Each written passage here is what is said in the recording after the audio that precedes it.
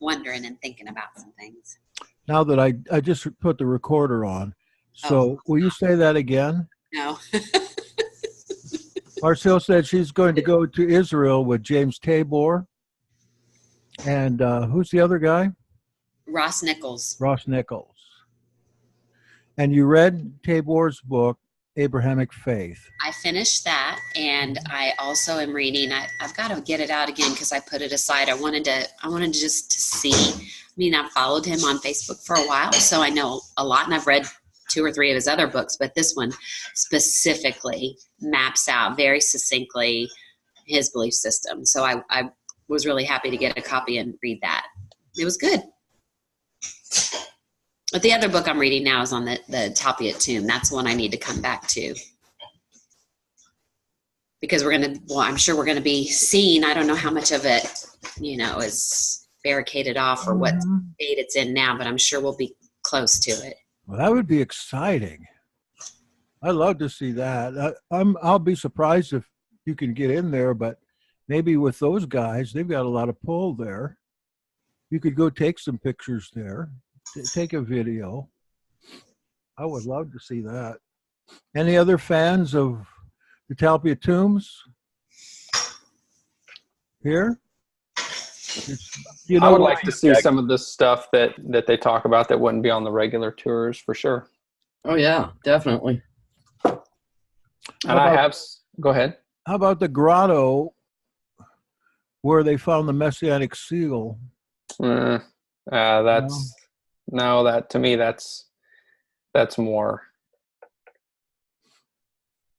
Yeah, you think that's fake? Yes. Okay. Why don't you just say that then? Well, I was trying to find a positive way to say it, but then you just came in with the negative word and dashed my hopes of being an optimist. Yeah, I think it's fake. I think it's absolutely fake. What else do you think's fake? Lots of stuff is fake. You think the Talpiot tomb's fake? No, I don't think it's real necessarily, but I don't think it's fake either. I think it's interesting to investigate and find out. The only thing it could be other than what it's claimed to be is some kind of a late 1st century exhibit.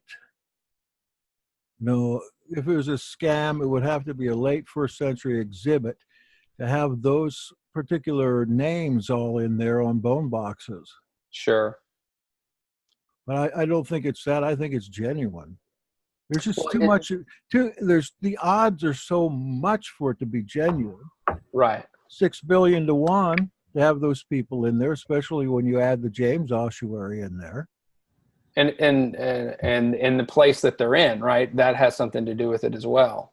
Yeah. Well, that which ones were in there because there is a patina on these ossuaries from sitting in there so long. There's a certain type of rose clay that's soaked in there. So it's a unique patina, and they found the same patina on the James ossuary that wasn't found there. There was one of those bone boxes that was stolen in 1980 and ended up in a collector's item. So look, you've got James the brother of Jesus. You've got Jesus, son of Joseph. You got Jude is in there. Mariamene Mara, Mary Magdalene, the Master. Who else is in there? Mattia, that's Joseph of Arimathea. Let's see. I said Judah and Mary in Latin on top of that. So you got several different languages there. And the boxes are marked with the Tau, which means they're special set apart holy people. How could you have a collection like that, 7 or 8 of them that are all in the New Testament, unless it was real? Because you were building an exhibit in the 1st century? Well, that's what I was thinking. But, that's only in the 1st century did they bury people like that. Right. That's another thing. But, yeah. If it's just in the 1st century, did they do like Disney World type displays? I mean, is that something that culture would even do? that's the long shot. But I've thought about this for a lot of years, and I thought, what else could it be? Why would somebody set this up? And all the inscriptions are in different hands too. Right. There's an inscription in Greek, and there's Aramaic in there, and there's Latin in there too. Right. Which might designate different times. It looks like a couple of them are, looks like the James and the Jesus ones are the same inscriber. Can't explain it any other way. So when we going? Go ahead. I mean, obviously she's already going, so she's left us out. But when are the rest of us going? Yeah, well, you can still come. Well, I don't know. It might be full, but I know I just got an email last week that they had enough people to go ahead and book flights, which that's been really tricky because they just canceled a whole bunch of flights to Israel. So we're still working on that. But I know they wanted to keep it small because this may be one of the last ones Tabor is going to do. And he wants to be able to talk to people and answer questions. So even if we don't actually, I would think that we'd at least get close because there's like apartments buildings. It's not like it's off in some secluded area. Mm-hmm. It's in where there's buildings and people. That's even how they found the patio tomb. They literally had to go down someone's patio to find that second tomb. So if we don't get close, which I'm not expecting to, peer into it or anything, but at least we'll be close enough that I'm sure it will be talked about a lot. So I'll definitely report that back. Well, we're going to have you wear a wire and an earpiece, and we'll be feeding you questions. Well, Okay. you could wear a little recorder of some kind. I've got some here. And also, I just wanted to mention, if you tell them about my theories on Matya in there. But don't say it's from him or they won't listen to you. It'll come out in the next book. I won't get any credit for it. I'll need it printed up. I'll definitely take it with me. Okay. That's a good idea. All right. What do y'all want to do today? Rich, you're the master of ceremonies. Uh-oh. Well, I'm just been going through some, I'm here with, and I know we talked about this a little bit at the end of one of our meetings a couple of weeks ago, but I also know that it's a subject that kind of comes up, and it's not necessary. I guess it could be, you could consider it to be a controversial subject, but it's something that we've brought up in the past. I think Jackson, you said that you guys had just had a meeting on it about what is this group supposed to be? Is it supposed to be a catch-all for everybody? Not this meeting, but your Yahad. Is it supposed to be a catch-all for every single person? Are we, and you kind of come to the conclusion that no, it's not. We're doing a certain something, and not everybody is ready to have that taught to them necessarily. And I'm with a family that is very, Pentecostal Protestant right now, and so they're asking, I'm not eating certain things, and not, and today I'm resting and this and that. And so it's just, a tricky way to go about it. But to me, it always leads back to, you have the general question, how are you supposed to talk to somebody about this stuff? And I've come to the conclusion that I don't talk to people about it unless they ask and keep on asking. And even then, if I feel like there's any ulterior motive or anything, I won't do it. I'll just brush it off. But if,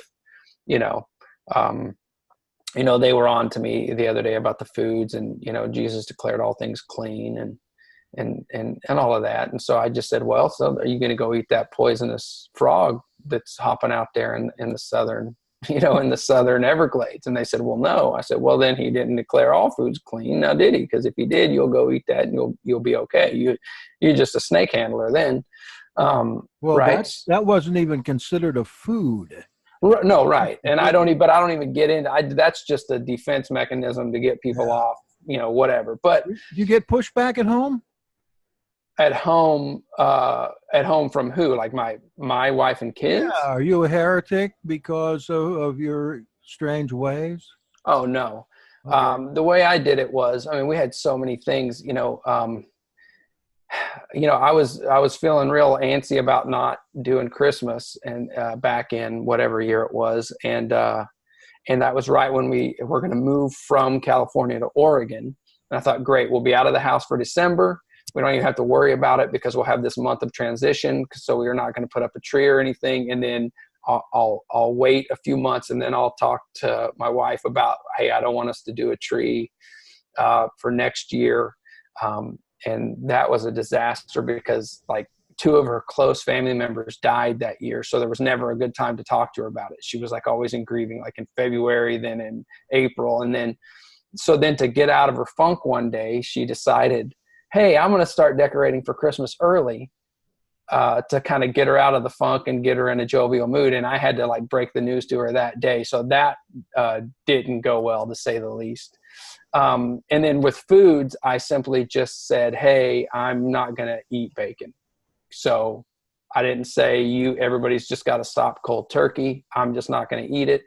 She was on it from the health side of it anyway. Bacon's probably not the greatest for you. So after about a 3-month period, she just stopped buying pork bacon altogether, started buying turkey bacon, stuff like that. And we just slowly went into it. So everything for me has been pretty slow. The hardest thing for me, I think, where I just kind of had to put my foot down was Sabbath, where I said, hey, we're going to start resting on Sabbath. And then, things would just start, getting done. It would be getting done by my wife and making the kids work. And I said, no, we need to switch this to Sunday. And so each one of them has been different. Now that's just inside of my family.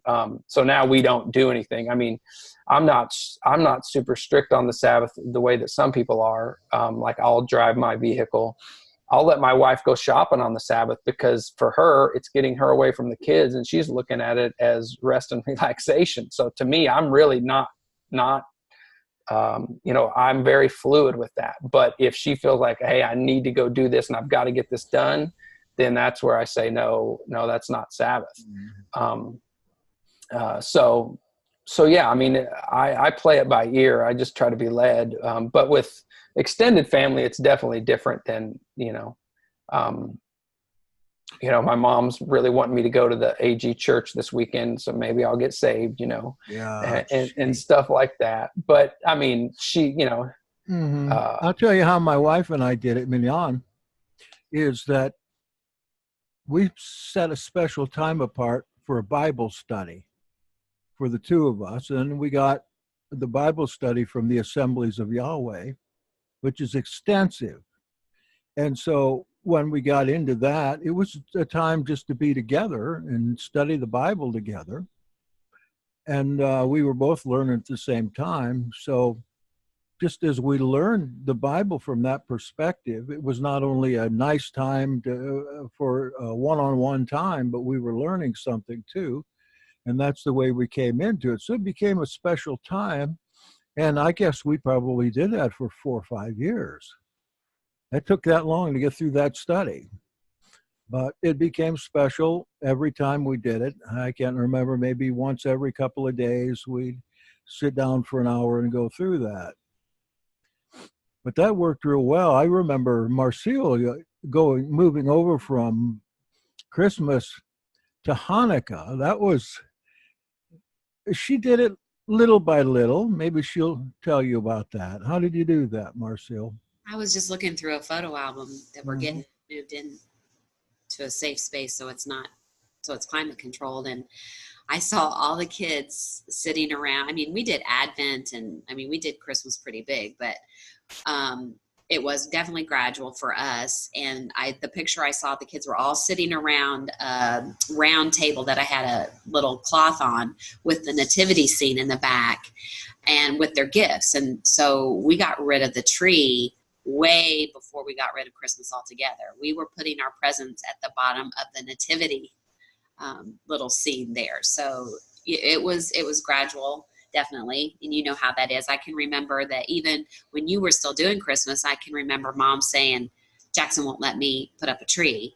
And we used to laugh about that. And she'd try to throw some lights on a plant, in the house to still try to make it festive. But and Jackson was never the type that would just come right out and say, you shouldn't be doing this. He just kept what he thought, was the right thing to do. And it was always, with me personally, something would happen. Some circumstances, or I would read something, then I would ask him a question and he would tell me, and I would think, well, why haven't you told me that before? But that just was not his approach, which is probably the best thing, because if he had come down really heavily on, you can't do this, can't do that, you shouldn't do this, shouldn't do that, it might not have been, as received. It's always better to kind of discover it for yourself, I think.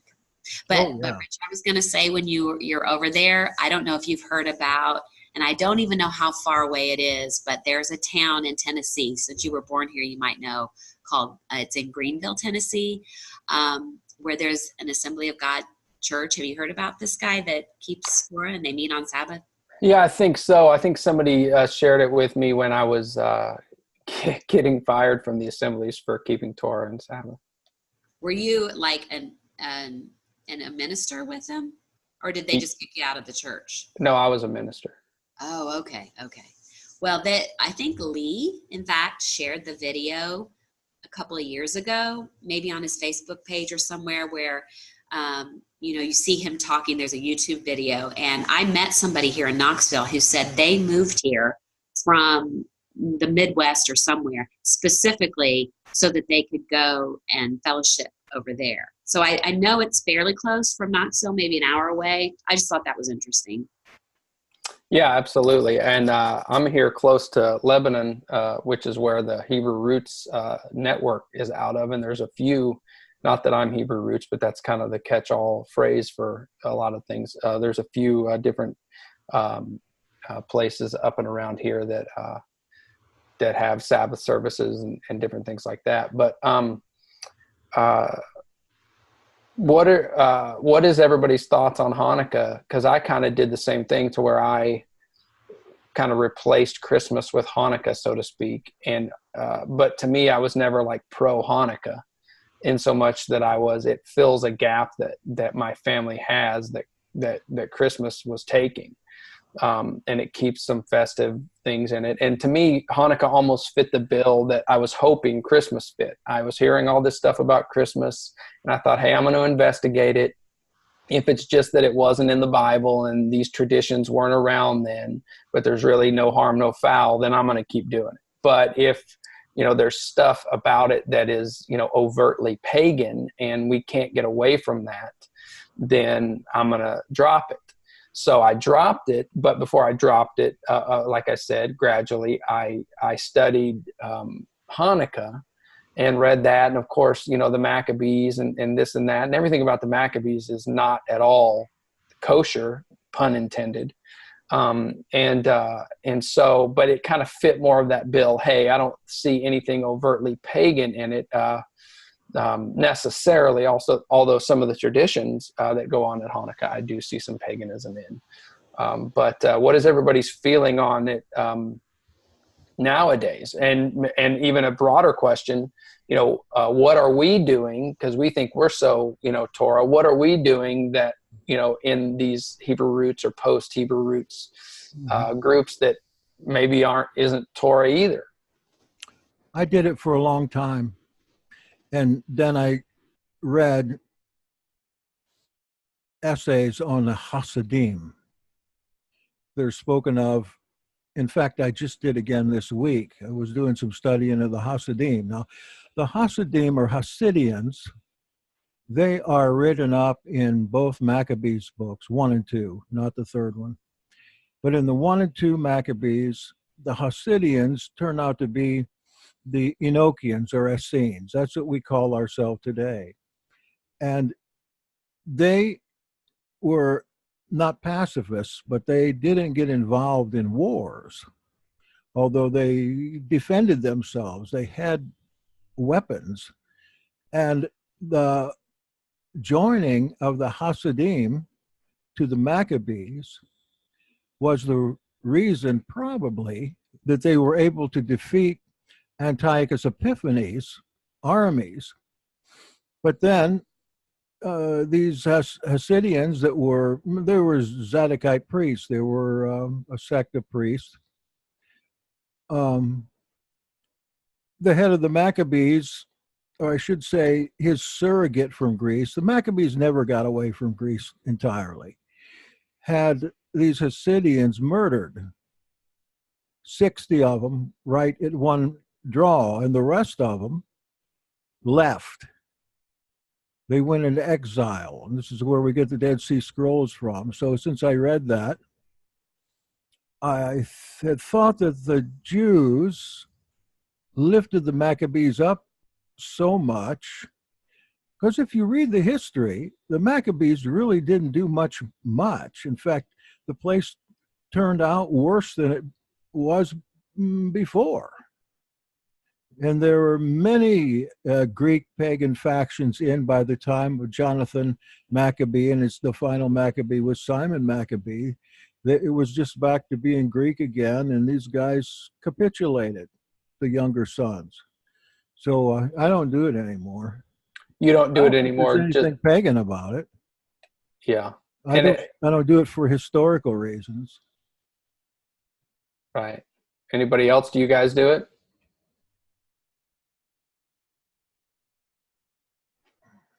I did it a couple of years. I was with a real Hebrew roots group that, before I got past that, and they said it was like this a renewal of the dedication ceremony that was way back in the Old Testament, and it was legitimate and all. But I agree with Jackson when I read that actually who and what the Maccabees were really like, not the great big heroes that they're made out to be. I quit pretty much doing it, just because I didn't feel like it was well founded. It was a pack of junk. Maybe even a pack of lies. Yeah. The 8-day oil thing, it's supposed to be a miracle. Well, that's an older tradition, a later tradition that that might not ever happen. Who knows? We did it last year because last year we were in South Carolina, and we were actually a part of Professor Smith's group. Absolutely wonderfully loving group of people. Amazing group. And there were a lot of families. So we had it simply because it was an excuse to get together and fellowship and get to know one another. Had a wonderful day. We did it all day long, and they came from afar, and it was really just a wonderful occasion to fellowship, and that's why we did it. But well, you're right. There's really nothing wrong with it, and it certainly helps one to make a transition from Christmas, but to the purist, if there is such a thing, it's probably something that a purist would want to do. But Hebrew roots people, they throw anything together that they can put a kippah on. And most of them are just Baptists with a talit. Baptist theology, yeah, with a talit. Yeah, no, I agree. Anybody else? I was just trying to find the part about the priesthood, and like, Jackson, where is it in Maccabees about toward the front?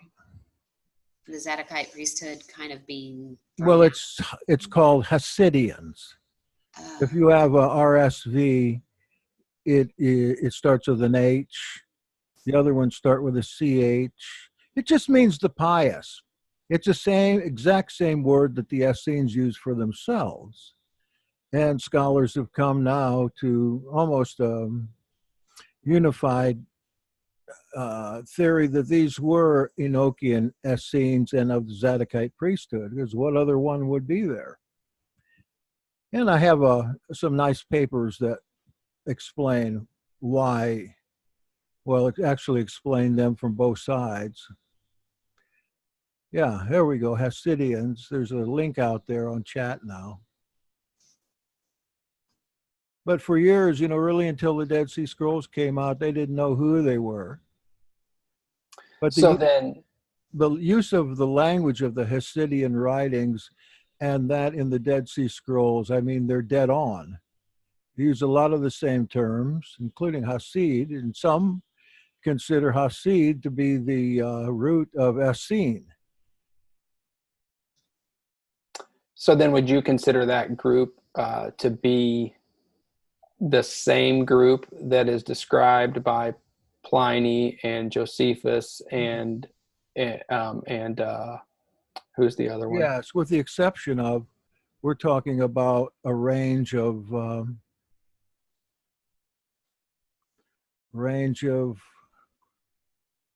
about 200 years. So you're saying that the description that they give might not have been the description of the original Hasidian. Yeah, or more likely to be the original Hasidians than, no, especially Pliny and a lot of Josephus.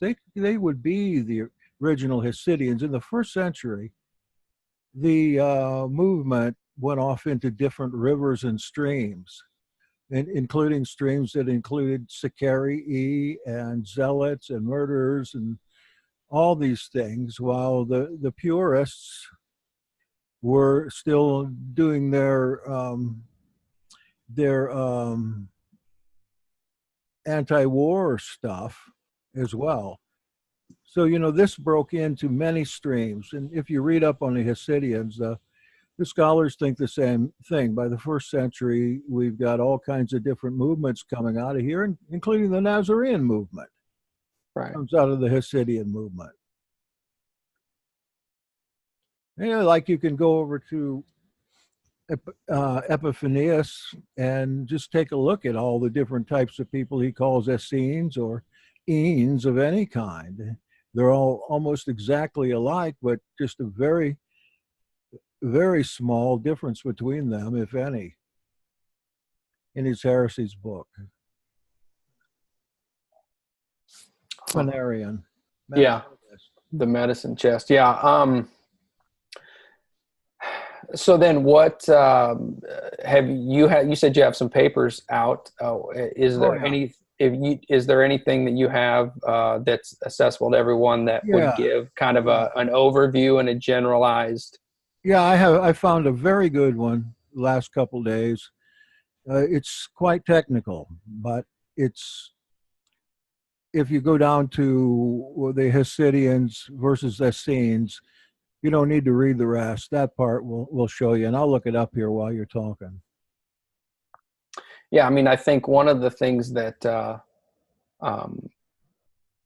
that hopefully, and I think some people stop, and I think at some point, I don't know what everybody feels about this, but I think you almost have to stop, not in the sense of you're not stopping to not do anything or you're poo-pooing something, but at some point you're gathering as much information as you can on how to live right and how to live correctly.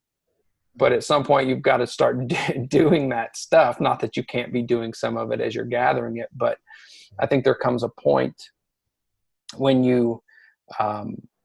when your brain is working in such a way that you've gathered enough information and you just start moving forward with what you have. And I think that's where some of the, like we're saying with some of the Hebrew roots groups, they figured out Sabbath, food, and holidays. And then other than that, I mean, that's where they stopped. Everything else, they just, and kippas and everything just started moving in that direction. Whereas we have said, hey, it's more than that. And so we've continued on trying to pin this down. But then at the same time, there's a basic morality, I think, that Elohim is looking for, that you don't even have to have all the information, and you can be acting like he wants you to act, at least in the general sense. Definitely. And so that's where, even going back to the beginning of this, I think, hey, one of my relatives here, it's taken, them quite a while just to be a consistent churchgoer and really want to do it, and then started to get into Bible studies and really be living the Christian life and doing it from their heart. And so I think it would be the height of foolishness for me to come in here and try to blow that up with something about he shouldn't be eating bacon. You know what I mean? I think that, I don't know, what do you guys think? I think that I could undo years of them working at it, even though I see some of the flaws, but they're way closer than they were when I was visiting a decade ago. Yeah, I could see that. I think that, you know, some of us are just, I don't know why, drawn to this kind of stuff. And I think, though, if anyone's drawn, any footstep in that direction is a good footstep, and I think, yeah, you can mess them up by trying to, make them give up more stuff than they're ready to deal with yet, or if ever. This topic came up a little bit. Allison and Ann might have been on the call where I did a little talk about it. Had to do with kind of what you started out with, Rich, on how you don't say anything to anybody anymore. And many people like yourself and Jackson and different ones will be able to find truths on their own, but others need a little help. So I think just being open and being discerning to what the motive of the question is. And I think questions are probably the best thing. Growing up myself as a teenager, my stepsister came to live with us, and she was a strong believer just in the Christian sense. And we shared a room, and she never told me anything that I needed to do. But my observation of her, I was just a freshman in high school, and watching her live out her faith, and she would talk about maybe struggles or victories that she had. Just her sharing those things without preaching to me caused me to start to search on my own and look for things that I might not have done if she wasn't right there in front of me and sharing things. But one of the things I talked about that's kind of stood out to me with this whole, how much do we share? And you're probably familiar with this with the Clementine homilies. I don't have the exact reference. I think it's in books 1 and 2 where we talked before about Simon Magus and the dialogue that goes back and forth between him and Kepha. And he talks about, and I have it in chapter 5 about Shimon Hamag being a formidable antagonist. And he, I won't read the whole thing, but he's talking about him. I guess it's Clement's talking about him. And then basically Kepha's response was, this is what stood out to me, and I brought it into what I was talking about, is when he said, Kepha's response was, "Nothing is more difficult, you brothers, than to reason concerning the truth in the presence of a mixed multitude of people. Yes. For that which may not be spoken to all as it is on account of those who hear immorally and treacherously, yet it is not proper to deceive on account of those who desire to hear the truth sincerely." So that's the part that really, sometimes I think our defenses go up, and we don't realize that some people definitely have sincere desire to know the truth. They're not just, looking at you like you're a curiosity. They really want to know for themselves. But that whole section goes on talking about him. And of course, he's coming up against, the philosophers on a much higher level probably than I ever encounter. But, it's something that he kind of struggles with and realizes his responsibility for the truth seekers there that want to know the truth. No, absolutely. And I think that there is a time and a place for that. I think in general, I'm not looking to tell people, as you've got this newfound revelation, and so you need to go show somebody that that them eating something is incorrect or something like that. I think that that's true, though. I didn't realize it at the time, but being a minister in the assemblies and telling something from the pulpit, getting a message across that could speak to everybody, but at the same time, those that are dull of hearing aren't going to hear exactly everything that you're saying, and that's an art. And I agree, and that's one of the things that even I related with Kepha in the Clementines, was that I had gone through that for 3.5 years of of relating something, and then the people that had ears to hear would hear it. But even the people that didn't have ears to hear yet would hear something of value. You can't, you can't just cast off everything and say, everything that or all of your revelation. Even Yeshua said, there's things I wish I could tell you, but I can't. And that was to people who had good hearts and were learned, and he was telling the secrets of his parables, and he was saying, hey, even there's some things I can't tell you. So I don't not tell anybody anything. I just don't go into a conversation trying to. I want them to draw it out of me in a sense. And when they start to draw it out, then that's when I'll, give them stuff. I don't tell them stuff. I do tell them stuff, but I don't give them the explanation. I have them go look at it, because if they find it on paper, they're much more apt to grab a hold of it rather than just argue with me about why it's not true. Even good-hearted people will do that if you're trying to tell them something. But there were things that I didn't like. There were times when I would push my books away and wouldn't study for 2 months that particular subject because it was just too much. But if you would have tried to convince me of it, I would have just argued back at you and would have never looked at it again. But since it was me going one-on-one with that, but at the same time too, I'm a big proponent of not reading everything that's in front of you. When you read words from a page, there's one thing that's happening, and one thing only. Those words are affecting you. And a lot of people don't get that. They don't understand that. I can't read the words of a page and then cause the page to change. I can argue with you and cause you to change, but I can't argue with a page. And so the page has the advantage. I know that sounds weird, but the page has the advantage. So if there's stuff that gets off and is weird and I can't prove that I should be there, I immediately put that away. I don't care what anybody has said, that if it's a valuable source or whatever. If you're going on to point 2 and you didn't prove point 1, I do not follow along, because then those words can change me, but they're not necessarily true words. But I can't change them at all. All they can do is change me. I don't know if that makes any sense, but that's how I go about studying. Huh.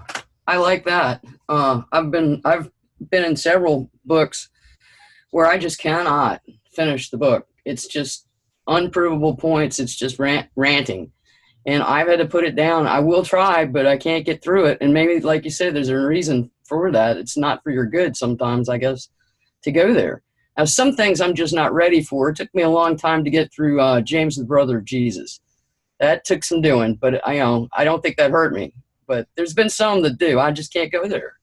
So thank you. That was a good thing to know somebody else that felt the same way. Misery loves company. Yeah.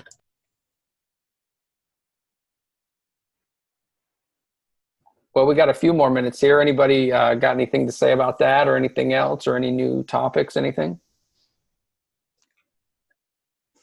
What you were describing reminds me of when we were in Israel, and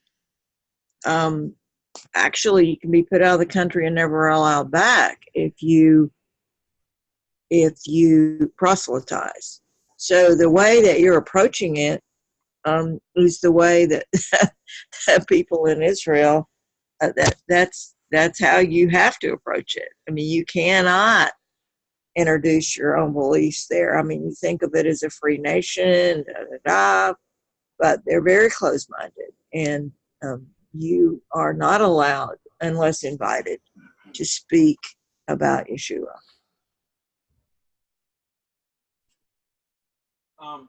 When I go into different studies, different Bible studies that are not of this walk, a lot of times, yes, you won't want to bring your whole theology out at one time. So I'll wait until perhaps there is a specific, maybe historical marker that I can interject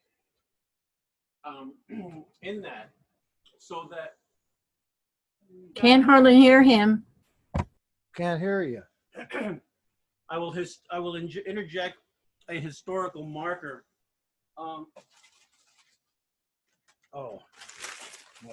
Historical markers sometimes into a discussion, which would be basically a Christian gathering that would sometimes lead them or salt them into a way, not assault, but salt them into a way that would bring them into a deeper walk. I think what Rich was alluding to there, to make them read some more, or refer to a book that, like the Didache, I would refer to that in a quick sense that would be pertinent to what they're discussing, and just drop it there. Say no more. And it's like a silence that, you know, they could take that word, and then a lot of times they'll just move on.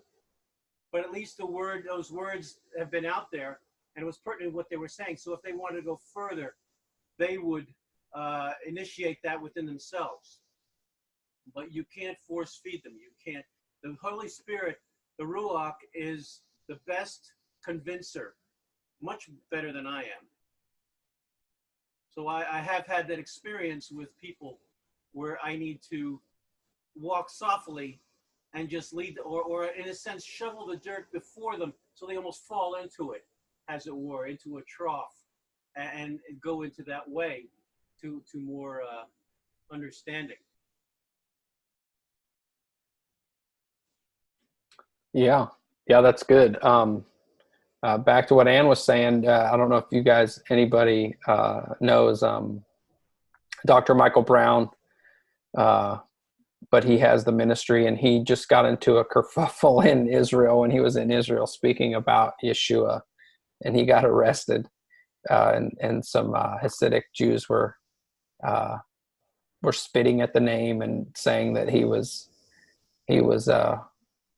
doing whatever. But so, yeah, Ann, you're correct. That's and I don't think they found he did anything illegal. He was just talking about it with someone who was asking, and then other people who didn't like that conversation came in and started making a ruckus. But it's a pretty funny video.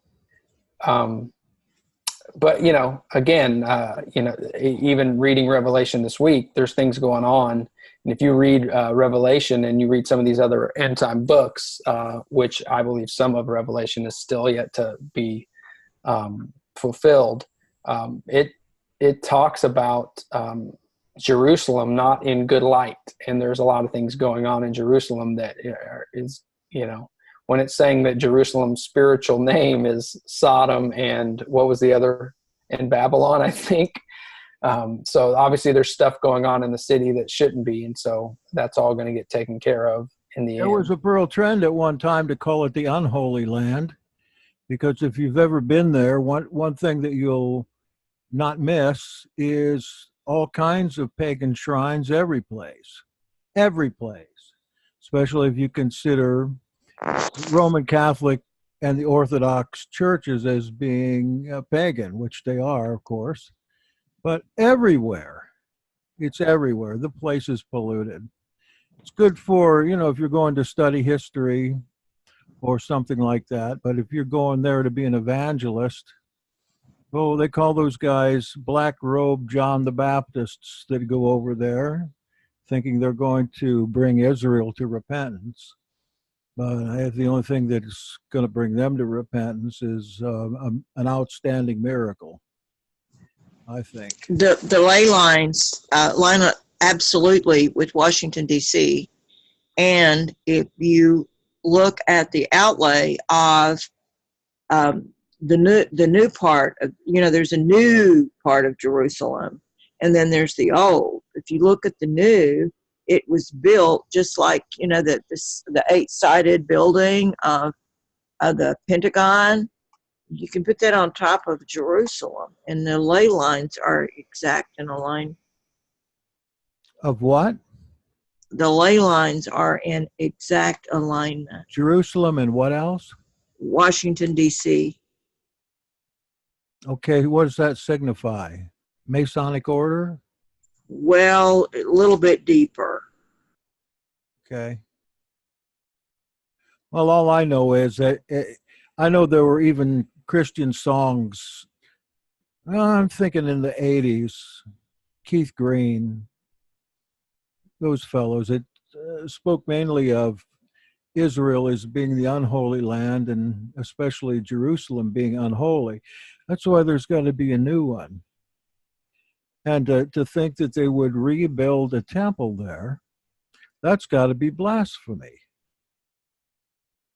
That's got to be blasphemy. Wasn't the second one maybe the first? But yeah, of course they were. I'd say at least Herod's temple was. But you see, Yahweh destroyed them all at different times. And Yeah. this one in the first century, well, it was time to knock it down for good. Can you imagine animal sacrifices getting back in style in Jerusalem? And to see that with the Dome of the Rock there. Yeah, one of the things that caught my attention first when I started studying this subject was the fact that the disciples had to show Yeshua what the temple looked like. And I thought, why would they have to do that? Why would they have to explain to Yeshua how beautiful the temple is? If that was his temple, wouldn't he have been there? Wouldn't he know? But they had to show it. Look at the text closely, he never goes in the temple. Except for to whip it up. Well, he's not in the temple at that time. He's in the course, sure. Yeah, and he's in Solomon's porch and all these places that are the walkways outside. But you never see him in the temple proper. Yes, and then the conjecture that maybe the tabernacle, which was a legitimate thing that was handed down, might very well have been where the Holy of Holies was in the temple, because the dimensions allow it to fit, and then so the temple veil getting ripped might have signified much more than you're taught in Protestant Christianity. Oh, yeah, I never thought of that. The veil being ripped open so everybody could go in there. That's what I was taught in the Baptists. Sure, but it could very well have been the veil is getting ripped to show the true tabernacle that's shrouded in this pagan imagery. Yeah. And they just recently advertised that they have found the unspotted red heifer. Well, we'll see. That's every year, though. That's on the clock every year. Every year. What do you mean on the clock? On the clock. Every year they've got a red heifer. The new season, they found a perfect red heifer. A book that doesn't, and I would like it to explain more, and I've mentioned this book before, but a book that mentions some of the origins of the red heifer sacrifice, and they are not Yahwistic, is Moses and the Original Torah by Silva. And he doesn't footnote it, for goodness sake. I can't believe he doesn't footnote that part. He has plenty of footnotes everywhere. But I would like to know his source material on that. I think he's long past, but he intimates that it was almost common knowledge in academic circles that the red heifer sacrifice was not originally Yahwistic in nature, which with my ideas about the temple definitely piques my interest. Mm-hmm. Speaking of the tabernacle, if I'm not mistaken, I think at our Sukkot, Andy Hoy is going to be coming around. And if you don't know that name, he's got a new theory of the tabernacle, that it wasn't rectangular, but it was round. And he's about got it proved. I had helped him when he first started this project by checking his Greek out to see if it was exact translations of the Hebrew. And this was a pretty big item a couple of years ago, the round tabernacle. I know Sherry and I talked a lot about it too. But if he comes, then he might give us some insight into some of this stuff. But I heard from another person that's coming over from Raleigh that Andy and the tabernacle was coming. That's the only person I can think of is Andy Hoy that does the tabernacle presentations. And if so, that'll be really interesting. Now, I know our time's almost up here, so do we have a count? Because I'll be there on the weekend, but do we have a count of who's going to be? I haven't registered yet, sorry. Who's going to be there during the week? How many? Yes, we do. It's changed. Right now, let me say there's about 20 registered, but we're going to look at 30 people there. I'm pretty sure we're going to easily get 30 people there. Yeah, it seems like a lot of people are new because they're interested in the calendar rather than the moon calendars. They're interested in seeing what's happening in the Enochian calendar to do it at the right time. Of course, they're a little concerned about who they're doing it with. Sure. Of course, we're going to show them a good time, or try to. Yeah, and I'll get a schedule out for you tomorrow probably. I'm all done with it. I just need to send it out and check it with speaking times and who's going to be there and so forth. Are you going to be able to live stream this time? Because it's actually got good internet. I can't get anything really out of Governor on that. I even tried to get the phone number so I could call over there. He says it's on broadband. Yeah. It's on broadband. Everything's on broadband. That doesn't make any difference. I said, is a modem in the room? What's in the room? So I don't know what's going on. Oh, wow. I'll get back with him again now that we've just talked about this and see what I can do on that. What are you laughing about, Rich? Oh, I'm just enjoying the conversation. You bring some stuff with you, all right?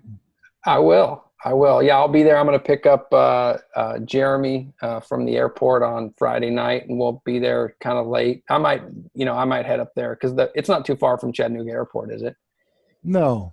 Okay, Which airport are you going to? Well, he's flying into Chattanooga, so I'll drive in and probably get checked in on Friday afternoon, evening, and then I will come back and get him from the Chattanooga Airport and bring him. You can just give us a call if that's the case. We've got to go over to Marion, North Carolina to pick somebody up. So we're going to be running around a little bit to get people, but there's quite a mishmash of people from different places. Most of the people I know, but I haven't met, and there's a few of them I've not heard of. So that's good because usually I know everybody there, and you're coming. So you're coming on a weekend. Don't forget to bring a couple of internet amplifiers with you. I'll do what I can. Right. Okay, brother. Thank you all for coming. This has been really good.